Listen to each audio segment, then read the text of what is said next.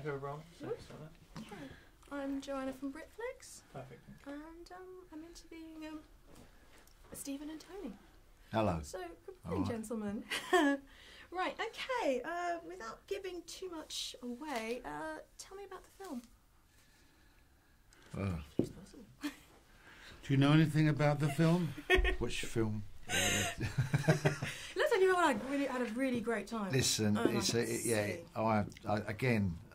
want to talk about it with Stephen, but I thought it was a great part. I loved it. I loved the film. I loved the genre of it. You know.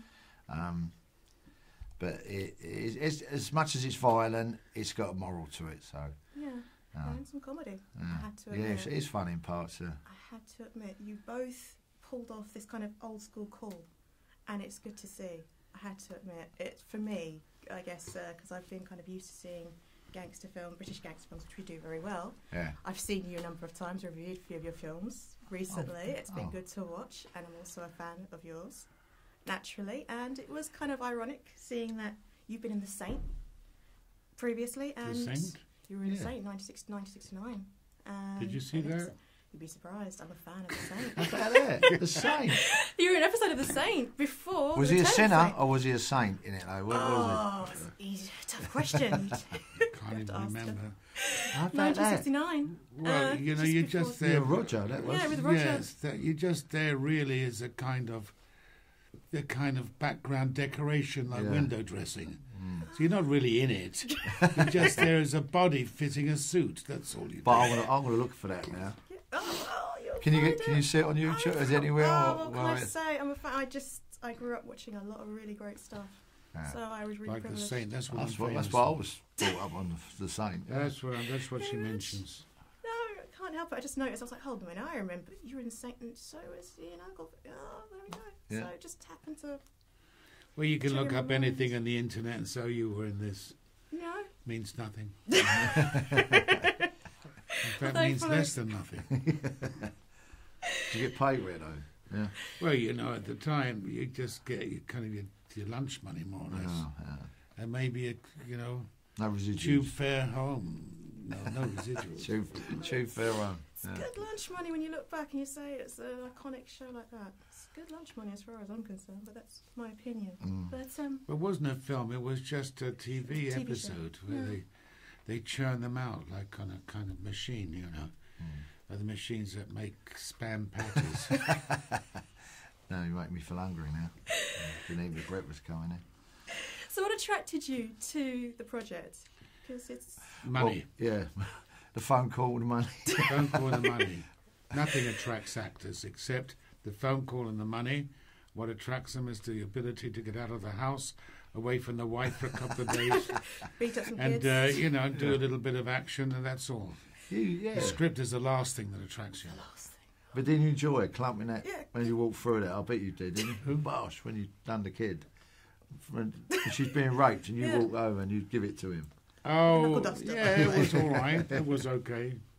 The one stunt that it was okay. Well, it was amusing to do.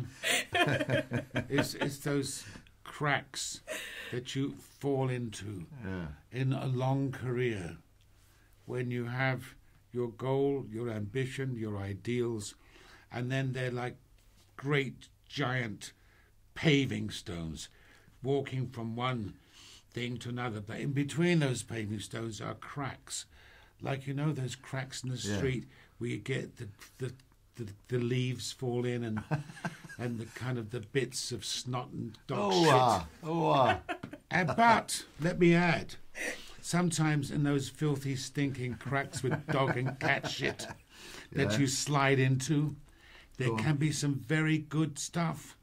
It's not all the major stuff. No. And I think people like Jonathan Southcott, who's a producer, he keeps the industry alive. Well, he's keep me working, yeah. Exactly, because otherwise you've only got some ghastly movie with these wonderful actors, Benedict and all those people. And we see his face every single day in the paper. He's wonderful. And I put a film about some chap who discovered the kind of early computer. Oh, marvellous. But in these cracks, people like Jonathan earn a buck, and I think they keep the movie industry going. Yeah. Because they employ people like you. That's what I'm saying. And people like... What do you mean by that? No, like me, I was just going to add. People like you, people like me. Yeah. The underdog. That's right. You know, the people in the background. You know, the scumbags who are always ignored by the casting people. And yet here's Jonathan. He takes us out of the gutter, wipes us off a bit, brushes us down, and says, "You want a couple of days in the movie?" Yeah, all right, terrific. Yeah, we're next Wednesday, Thursday. Yeah, terrific. I'll send a script. No, don't bother. Just send me the pages. Yeah. Send me the cheque. Yeah, send me the cheque first. Yeah. Real life scenario. It's old school cool versus these new kids. Yeah. Who do you think would win? I know my money. I know who Well, I know my money's on. I know who my money's on.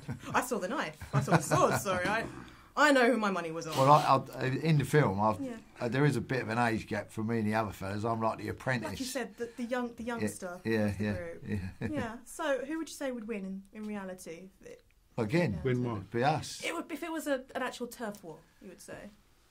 And bearing in mind your character would still be alive. Old school. What will you be? You let it fight fair because they're dead. Old school cannot be beaten. There you go. Agreed. No, it can't be beaten. Because what the kids have, they have nothing. They have no contact. Yeah. They have no connections. They have no background. They have no history. No Old school, they make connections because they come from another world where you actually live to support your fellow man. You will die for him like he will die for you. That's the mentality of the trenches. That's what you had in the old school when I was growing up with the Krays and all these other people. That was their values. These people know no one. Or they're stuck. They've got their dick up their computer. They know nobody. They see nobody. They have no connections to anybody. They have no values. No. So with the old school, you say one word and it goes round the entire territory. I don't want to play on that word, but it's respect. It is That's respectful. Right. Yes. And these kids, they have no one. They have no one they can call on.